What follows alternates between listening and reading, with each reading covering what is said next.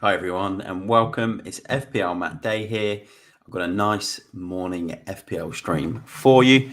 It's game week 13. This is my live deadline stream already for game week 13. Deadline is today here in Australia. I know for all of those watching in the UK, your deadline is tomorrow. I think it's about 11:35 p.m. over there right now. If you're new to the stream, if you can just give the video a like, the channel a subscribe, and get all of your comments in as well. And we will go through all of the questions at the end of the stream as we do every week.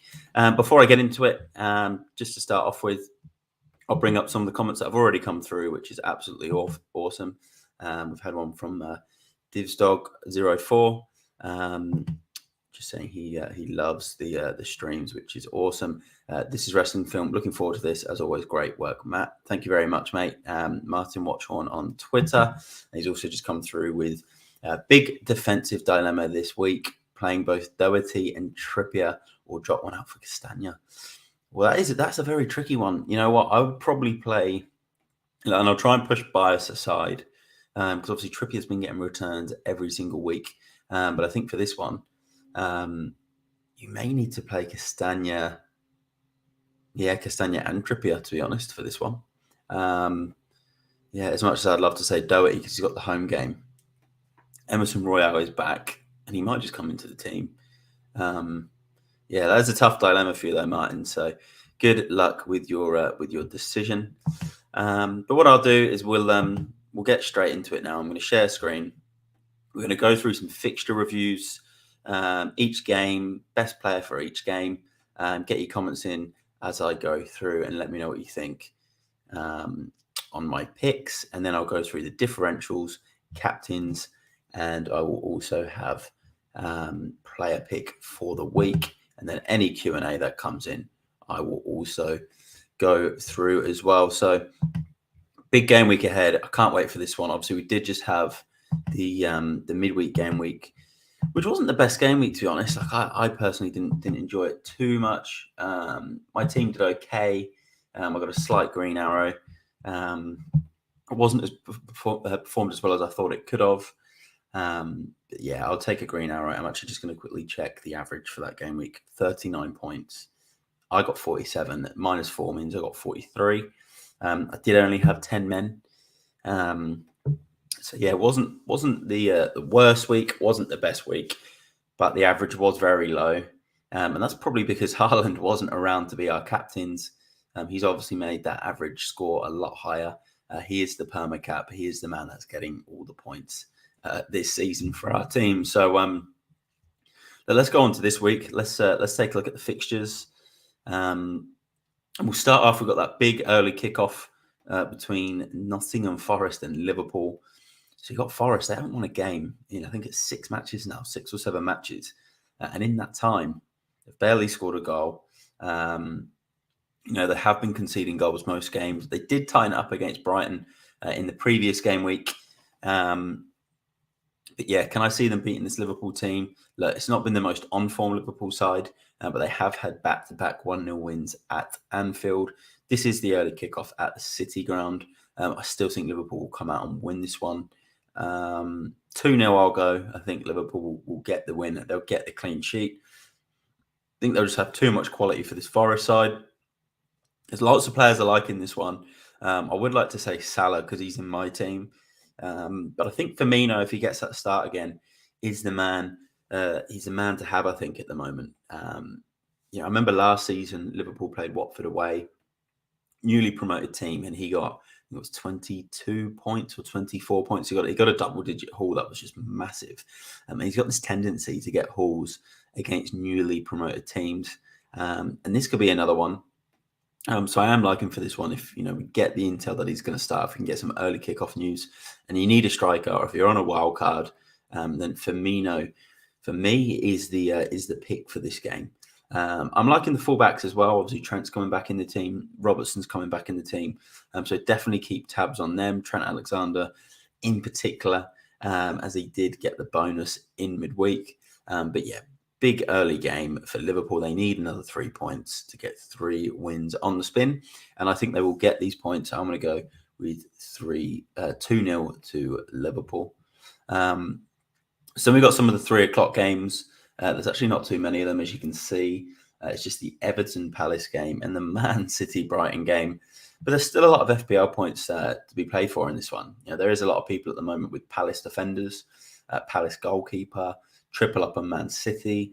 We've got people still invested in the likes of Trossard, Webster, Dunk. So there's still a lot of points to be played for in these 2 3 o'clock UK games. We'll start with Everton Palace. I think a lot of people are banking on this potentially being a 0-0 draw or a 1-0 Palace win with a goal from Zaha. I think Everton will score at Goodison, but they haven't scored for a couple of games, but they have come close in those matches. I do think they'll score. I've got a Palace defender, and obviously I would love the clean sheet. But look, I can see Everton scoring at home. I'm going to go with 1-1. Zaha to get another return as well. And I think for an Everton point of view, maybe someone like Damari Gray or Iwobi could be the the player for this one. I will go with Iwobi as my player from this game. He's actually performed quite well at Goodison part of the season. He's been one of Everton's best players. So he will be my pick from this. And what I think will be a 1-1 draw. I don't think there's going to be anything too fancy about this match. So 1-1 in that one. And then we've got Manchester City versus Brighton. Brighton yet to win under their new coach. I think it's now 4 games on the spin without a win. 1 draw, 3 defeats. Sorry, 2 draws, 2 defeats. Not scoring too many goals. They've had a 0-0 draw in the week against Forest at home. City a fresh week off. I think they'll win this game. I'm going to go with 3-0 to Manchester City. Haaland's obviously going to be the main captain this week, which I will go through when I go through the captain picks. But in terms of sort of a player pick and one I think it's kind of a must-have for this week in this game, it's going to be Phil Foden. Big score against Brighton last season. It was in the away fixture and he got 18 points on 40 points in over the last 4 games. So he's averaging 10 points a week at the moment over the last month. So I think he is the man for the game week. He has risen to 8.4 million. So you're going to have to pay a little bit more money now for him, but if you can afford him, I think get him in. So that's Manchester City versus Brighton. And then we've got Chelsea versus Man United. Big game. This has always been a huge game in the Premier League at Stamford Bridge Stadium. Chelsea have done okay against Man United. Like Man United have obviously always had good records in the Premier League. They were one of the best teams in the Premier League for 20 years. Or so, but they always went to the Bridge, and it was always a stadium that they did struggle at, and it would always be a very, very good game with lots of goals.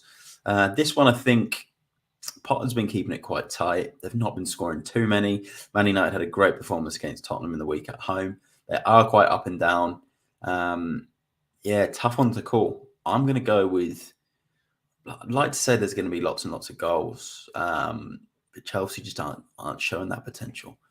And Man United are very hit and miss. So I think, again, I'm going to back a 1-1 draw. Anthony's going to be my player pick from Man United. I think he's sitting at about 7.7 million at the moment. Really good player, Brazilian. Big signing for Man United. Every game I watch him, he seems to be getting a lot of shots off. Really good on the ball as well. Was unlucky not to score in the week against Spurs as well. I think he's got 3 returns in 5 as well as an FPL asset that's new to the Premier League. It's really impressive. So Anthony's actually going to be my player pick from this game for Man United. I don't think there's too many from Chelsea I can pick attacking wise, other than obviously a Mount or maybe a Sterling. So I'm going to go with a Man United pick, and I'm going to go with Anthony as my player pick and a 1-1 draw.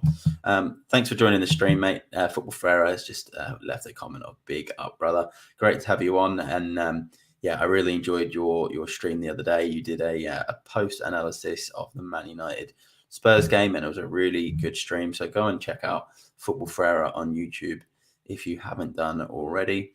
A really good channel.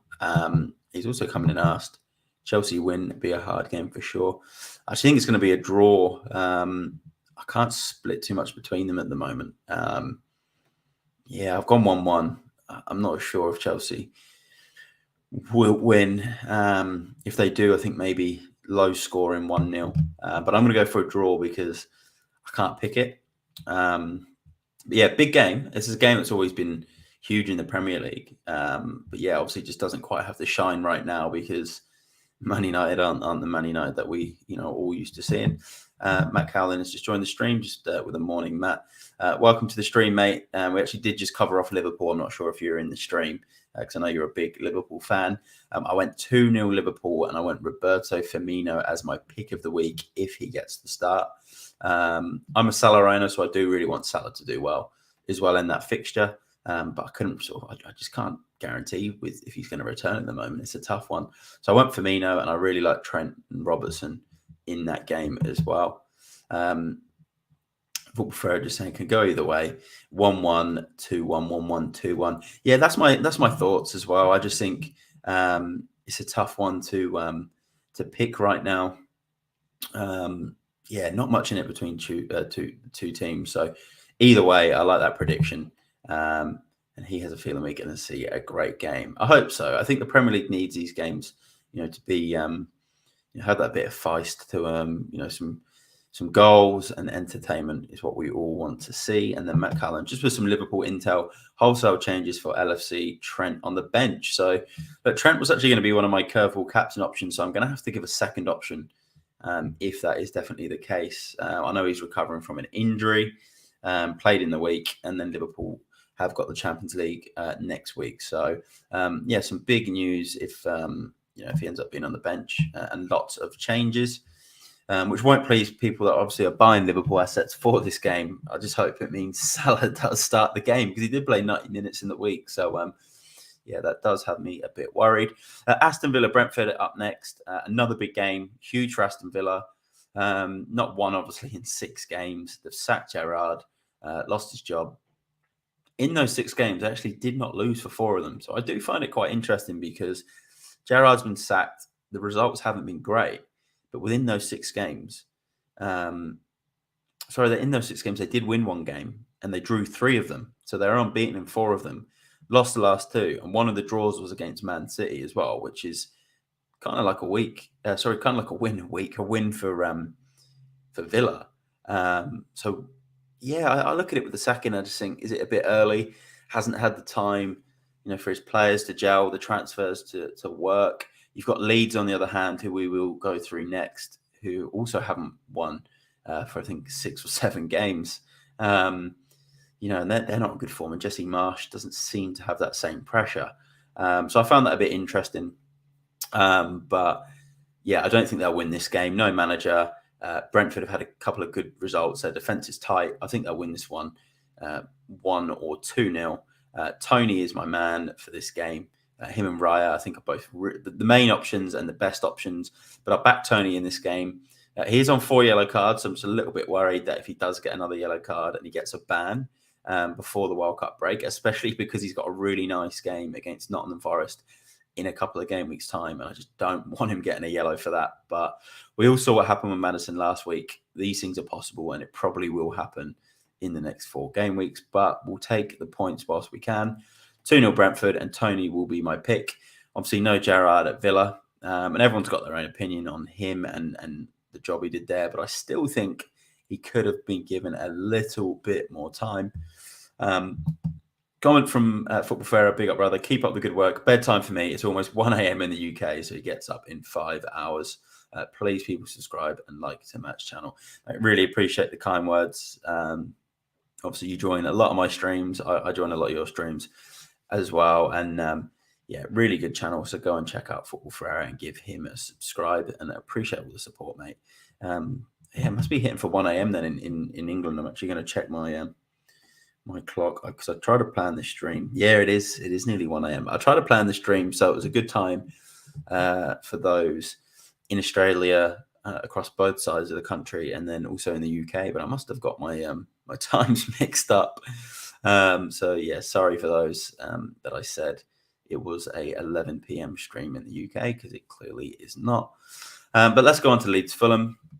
As I mentioned, Leeds are another team who have not won a game. It's been weeks now. Probably should have beat Arsenal last week. They were at least got a draw. So they were very unlucky. Can't score a goal at the moment. They've had 1 goal in 4 games. Fulham on the flip side, I've had a few good results lately. Pereira's looking good. Mitrovic is looking good. Williams looking good. Harrison Reed's getting points. So yeah, this again has potential to be a good fixture. Tough to predict as well. I actually think Fulham might nick this. And then maybe that pressure on Jesse Marsh I spoke about could start to happen. So I think Fulham might nick it. Yeah, maybe 1-0 or 2-1. And I'm going to back. Well, he's one of my differentials this week. I'm actually going to back Willian as the player from this game. Very lowly owned at 0.1%. He was absolutely brilliant in the midweek in Fulham's game. Was unlucky not to get a goal. It was close to getting a couple of assists. He was absolutely everywhere. I think he's going to be a good player for Fulham. And I'm actually going to pick him as my player pick from this game. I could go Mitrovic. Obviously, he's a man getting all the goals. He takes pens. But I think I'll go with Willian just for someone different this week. And then we've got Southampton versus Arsenal. Another big game for Southampton. They've not won a game. There's another team. There's quite a few teams now that are really struggling to get wins this season. I'm not sure if it's just there is some poor quality teams in that bottom half, and just some teams near the top that the gap's a lot bigger, or if it is just a case of the league is stronger overall, and teams are struggling to pull results against each other, because you've got Villa, Leeds, Southampton, Nottingham Forest, Leicester, Wolves, Everton. There's a lot of teams really sort of struggling to string together some wins, and Southampton are another one. They did win this fixture last season, but I'd be very surprised if they got anything out of it with Arsenal's form. Kyle Walker-Peters is also injured for Southampton, which is a big injury worry for them. For Arsenal, I think Saka's been declared fit. So for those on a wild card or who can move to him and were wanting to move to him, you're probably safe to do so. Martinelli is also fine to play as well. But Zinchenko, I think Arsenal are still waiting on. So if you've got him or you want to bring him in, I'd probably look at avoiding it. Jesus still remains on 4 bookings, but he's also fit to play in this one. So there's some really good Arsenal assets in this game. You'd expect them to win. I'm going to go 2-0. I think they'll win comfortably. It's just a good fixture for Arsenal right now, and not a good one for Southampton. So 2-0 to Arsenal. I'm looking at bringing in Saka in my team. You know what? I think I'm going to do it now whilst we're on the stream. I'm pretty sure he's been declared fit. Let's double check. If you know in the comments, let me know. But I might do it now in case I lose any more value. Here we go. So Mikel Arteta has come out and he has said he hopes to have him fit. He thinks he's fine. Okay. They're expected to be fit then. Well, maybe I'll have another look after the stream. I think at the moment that probably tells enough for me to put him in, but I probably might wait a few more hours just in case. But he's probably going to be my transfer. So 2-0 Arsenal, and I will back Jesus as the player for this week. I think he's due another goal. So 2-0 to Arsenal. And then we got Wolves-Leicester. This is a really interesting game because Leicester have obviously just won again after not winning many games this season. Wolves have just won on game week 11. They did lose in game week 12 to Palace. But they're at home again. Don't score many goals. Leicester have started to keep a couple of clean sheets. So you'd look at this and think, from an FPL perspective, a 0-0 would probably be good, because there's a lot of people with Castagna, James Justin, Kilman, Jose Sarr, and those types of assets. There's also teams that did keep James Maddison.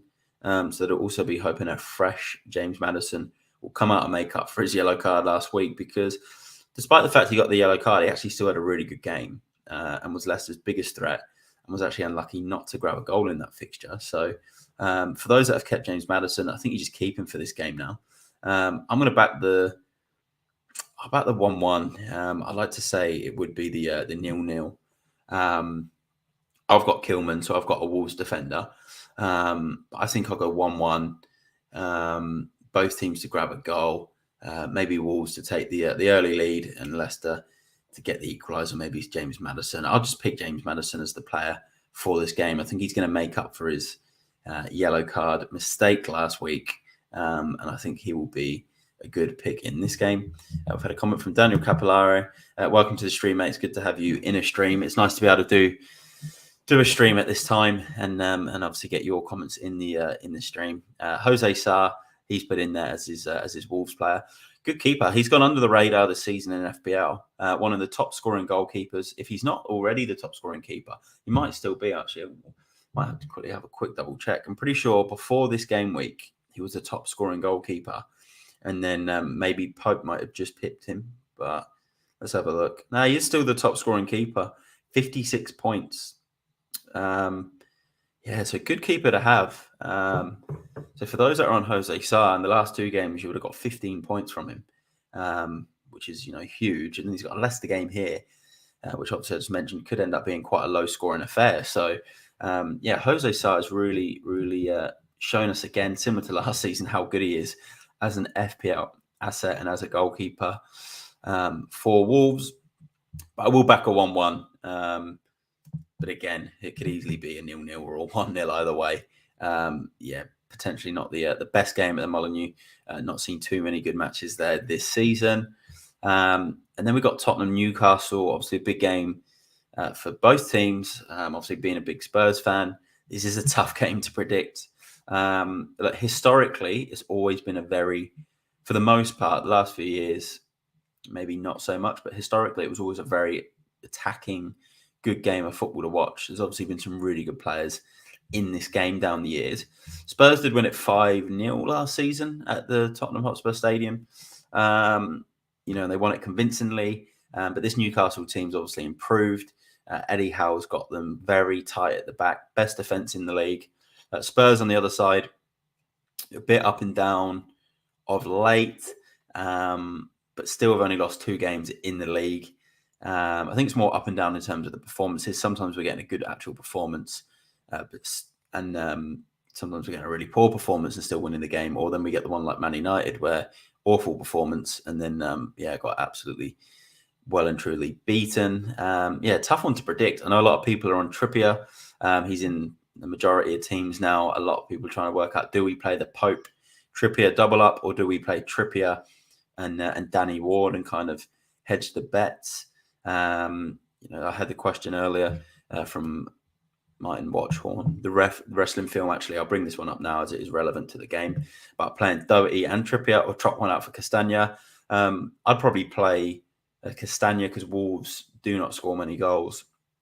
And then Trippier is the one you'd pick based on the ownership, the fact that everyone owns him. If he does hit, you won't get as much of a red arrow. Doherty, I'm not 100% sure if he will keep his place. Tricky one. I don't know what the score is going to be in this one. We do have a pretty good record at home to Newcastle. I'd like to think we'll come out and get the win and just get the job done. Newcastle aren't scoring huge amounts of goals this season as well. Like when they do win games, they do tend to be 1-0. I know there was the Fulham and the Brentford games, but these sort of bigger matches for them have been a lot tighter. So I'll go 1-0 Spurs. I don't think it's going to be the prettiest of wins. It's going to be tight, a bit of a nail biter. So I'll go 1-0. I'll back Harry Kane again as the pick and as the man scoring. He's the most informed player for Spurs in that attack. He's involved in everything. Even in the loss against Man United, he had, I think, 2 sort of key chances and was still the biggest threat. So I can't not back Harry Kane at the moment. So I'll go 1-0. And if he does get that goal and it ends up 1-0, he's going to end up a bonus because it's Harry Kane. He's the one that's getting all the touches. Tricky game. It could easily be 0-0, 1-1. Or Newcastle could even nick it, but I'm going to back 1-0. Just had a comment that's come in from Sony, just asking who the best goalkeeper is. I'm going to do some Q&A at the end. I've had a question that come through on Instagram. I've obviously got that question there. So if you are watching now, if you could just get some comments in and some questions, and then I can go through them at the end to get them answered. And obviously, if you're new here, just give the stream a like, give the channel a subscribe if you haven't done already, and get all of your comments in. So let's do our last fixture review. West Ham Bournemouth. Another game where Bournemouth have been on, I think, a 6-game unbeaten streak under Gary O'Neill. And now they've obviously lost again, finally against Southampton at home. West Ham lost at Anfield. They did miss a pen.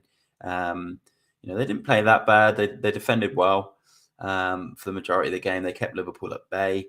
I think this one could be a bit more open. I will go with West Ham to nick this one 2-1. I think we'll see 3 goals in this game. Player for me, I think, to pick from this one is Scamacca from West Ham, the Italian striker. He's returned twice in his last 4 games. He's looking a big threat, started to adjust to life in the Premier League. So I think Scamacca is the pick from this one. I know there's a lot of people still on Bowen. We've got people on Solanke. I'm on Solanke, Dominic Billing. I still think they're really good assets because if Bournemouth score, I think it will be one of those 2 players that gets the points. And then for West Ham, I think, Bowen and Scamacca are the best picks. I'm going to back West Ham 2-1, and I'm going to back Scamacca to be the best player for West Ham as a FPL pick for this game week. So that's the fixture preview all done. Some really interesting games.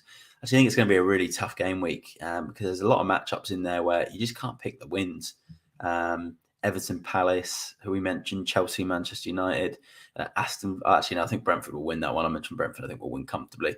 Leeds, Fulham, Wolves, Leicester. I think that's some games there that's really tough to pick, and obviously even Spurs, Newcastle. So it's not too clear this game week. I think it's really just Man City, Arsenal, and potentially that Liverpool game where you can look at it and think, all right, there's 3 players from each team that you could quite comfortably pick in the hope that you're going to get some points. Other than that, there's not too many kind of concrete options for this game week. So it's going to be an interesting one. But that's the fixtures for this week. So let's go through some picks for the game week. So let's do this. I'm going to go through some differentials.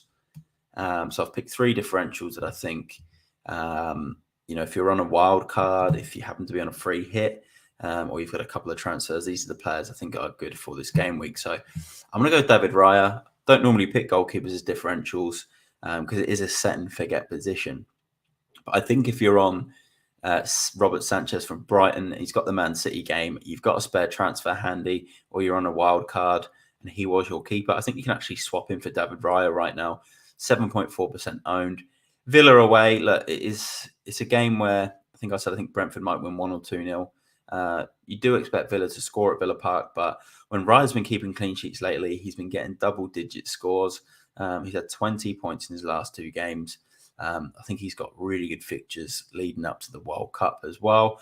He wasn't someone who I would have probably said a few game weeks ago because Brighton were losing games, 5-1 at Newcastle. There was a couple of other easy defeats. They had the Arsenal game. But last couple of games have looked quite tight. So David Raya, 7.4% owned, is a really good player and differential to have right now from the goalkeeper perspective. He's still the 9th most popular keeper, which isn't that high really. It's about halfway, isn't it, between the goalkeeper picks. And then in terms of other differentials I like, I'm going to go Willian at Leeds at 0.1% owned. He's 5.5 mil. I think if you've got midfielders ranging between sort of 6 to 7 million, you can't get to Saka, you can't get to Phil Foden, or those types of players. You could always sort of look down and try and find a bargain lower down price range. Obviously Philip Billing's a good one, but I think Willian, Fulham have got a couple of really good fixtures. This Leeds game, good fixture for them. They then got Everton at home next week. Willian was absolutely brilliant in the week. Lots of shots on goal, lots of big chances created. I think he is a really good differential for this game week. So that's my 3 differentials. It was tough to pick. There's a lot of big fixtures this weekend, a lot of tight fixtures. Let's go to captains. I've gone 1 Haaland. I don't think there's any debate as to why. 2's tricky because I think for 2, it was De Bruyne and Foden were kind of in it together. But I'll say Foden based on the fact he is in my team and he's been getting the goals lately. But I think both of them could be a good pick. But I'll pick Foden as 2. And I'll pick Ivan Toney as 3, also on my side. But he looked quite lively against Chelsea in the week. He didn't score, but Villa are obviously managerless at the moment. Toney's sort of the main man for Brentford. So I'll pick him as number 3. What I will say, though, is he is on 4 bookings, which I mentioned before. So if he does get another booking, he'll then be banned for future games if you bring him in. But he is a captain option. This is all about the captain options. And then my curveball was Trent Alexander-Arnold, but we did have the comment earlier which suggested that he could be on the bench for Liverpool this game week. He got 2 bonus points in the week against West Ham. He looked really good again, back to sort of himself and the Trent that we all know from FPL. And I think Forest is another good game to get his form back in there, get Liverpool another clean sheet and another win. So he was my my curveball captain. But obviously with him not potentially playing, I'm going to have to pick another one, aren't I? So maybe I'll go Roberto Firmino as my next curveball captain. So there we go. That is the picks for captains, and then player pick. I'll go Foden as the player pick from the round. He's got 40 points in his last 4 games. The one thing I do think with Man City players this week is if they are winning the game comfortably, sort of at the hour mark, I do think Pep will make some wholesale changes with the Champions League in the week. I know they've already qualified, but top spot, I think they still need to confirm that they can get top spot by winning their game, which might be against Dortmund, I think, this week. So tricky game away from home in Germany. Very, very tough game. And they obviously want to make sure they get that top spot because you get the, they say it's the more favourable fixture in the round of 16. So, but yeah, I'll still pick Foden. I think you've got to pick a Man City player as a player pick. They got lots of good options this week. I think Bernardo Silva's another one. Midfielder that's on the ball a lot during the game.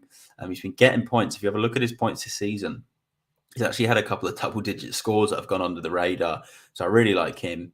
Obviously got Haaland, Kevin De Bruyne, Phil Foden as well are the main ones. Cancelo as well, actually. I'm going to say Cancelo could be my curveball captain this week for the Brighton game, actually. If Trent doesn't play, I think you could potentially look at Cancelo as a curveball captain.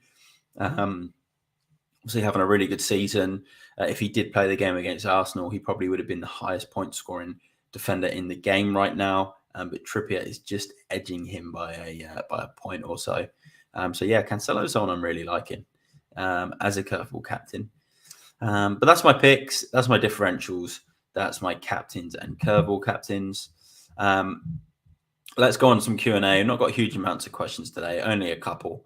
So I'll bring up the question from Sony in a second. I've actually got one here from my Instagram, and I'm going to read it out. It is from Shireen Mia Khan. Thanks for the question. She's a regular watcher of the videos. She has asked me if, let's find the question. That would be a good start if I can find that question. Okay, so she's asked me, is this a good week to wildcard? My team looks like most wildcard drafts. So it sounds like your team looks like most wildcard drafts right now. So if that's the case, and you're kind of hitting the spot with all the main players, what you got to remember is you do still need to wildcard before the end of the World Cup, because then your wildcard's gone. After the World Cup, you get unlimited transfers and you get a second wildcard. So now you've got this game week 13, 14, 15, and 16 to make those wildcard moves. I would do it either one of two ways. I'd either make the wildcard now, have a team that's going to fit from now until the World Cup. But you're saying your team's like most wildcard drafts anyway. So you're actually probably safe. You don't need to use it. What I would do is I would pick a game week that's got good fixtures, and I would almost use the wildcard. You'd use the last one, for the World Cup. I would almost use the last game week. So let's pull it up, and I'd use your wildcard for the last game week before the World Cup as almost a free hit. So if you go to game week 16, this is the last game week before the World Cup. So what you could do is, if you don't want a wildcard, you've already got a good team, you could use game week 16 as basically a free hit where you build a squad of 15 players that's tailor-made for that game week, because you're going to need to use the wildcard. And even if it's a game week where you've still got a strong 11, and you wanted to make one or two transfers, you could still do it and just, use your wildcard because it's obviously unlimited transfers. That game, you've got Man City versus Brentford. You've got Bournemouth versus Everton, Liverpool versus Southampton. So Liverpool by then could be at a stage where we need to triple up on Liverpool players. So it could be like a Salah, a Nunez, Trent, or a Trent Robertson Salah.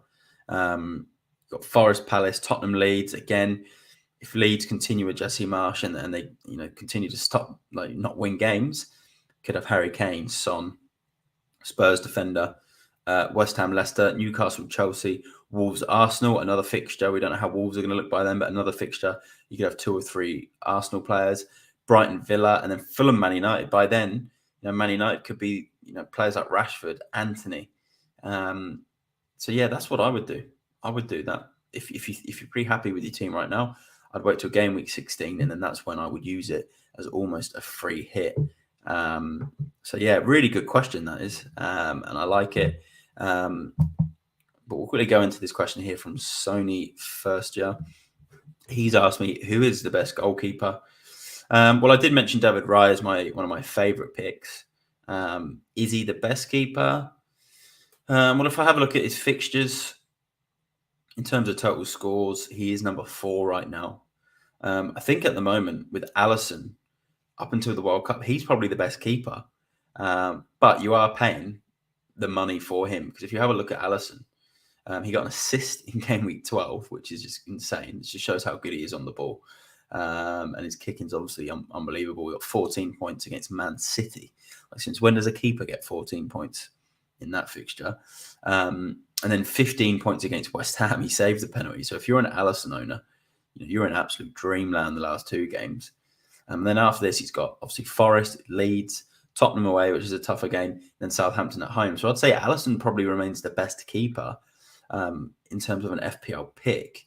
And he is only 5.4 right now, which is pretty cheap to get into that Liverpool defence. Jose Sa is top as well right now with total points. He's obviously another really good keeper. He's got 3 home games out of his next 4 until the World Cup. Pope. He's got he's got a couple of tougher games. Spurs away. He's got Chelsea home up until the World Cup. So yeah, I think Alisson is still the best keeper, but because of his price, I'd say if you want to go for someone price-wise until the World Cup, I would say probably Raya, but make sure you've got a second goalkeeper, because Raya's got Villa away, which you look at as a good fixture right now. Wolves home, good fixture right now. Forest away, good fixture right now. But then game week 16 before the World Cup, he has got Manchester City away, which could mean lots of saves, but could also mean no clean sheet and goals conceded. So if you can have a second goalkeeper there, maybe Kepa from Chelsea, who seems to be getting the points right now, he could be a good option as a number 2, or Danny Ward as well, who's only 4.1 million. That's probably what I would do. I'm actually having another look at these World Cup pre-World Cup fixtures in game week 16, and I'm actually looking at it from my own team, and I'm thinking my transfer that game week could be a goalkeeper. It could, just because we get unlimited transfers after the break anyway. And if I have enough, I might see if I can do a move to maybe a Pickford as Bournemouth play Everton that game week. Maybe even a Ramsdale away at Wolves, but we'll see. Goalkeeper's never the most important position in FPL anyway. But I think David Raya is the best for the next 3 game weeks, as long as you've got a number 2 for game week 16. But look, that's all the questions. That's tonight's stream, or this morning's stream. It would have been last night, but I've obviously had to do it this morning. And apologies, I was just a little bit later than I did suggest. But great stream. Thanks for everyone that tuned in. If you haven't done, please give the video a like. Please give the video a comment and subscribe to the channel. All the support is much appreciated. But that's done. Game week 13, green arrows hopefully for everyone. I think we'll all be on the Haaland captain anyway. And not long to go until we break for the World Cup. So next on the agenda after this stream, head to Twitter. I've got a thread with lots of comments in there, differentials, picks for the week, similar to what I've gone through on this stream. I've also got UCL Fantasy next week, match week 5. We're nearly done with the group stages there. So be sure to tune in and come back to the channel. And as I've said before, hit the notification button so you don't miss a video.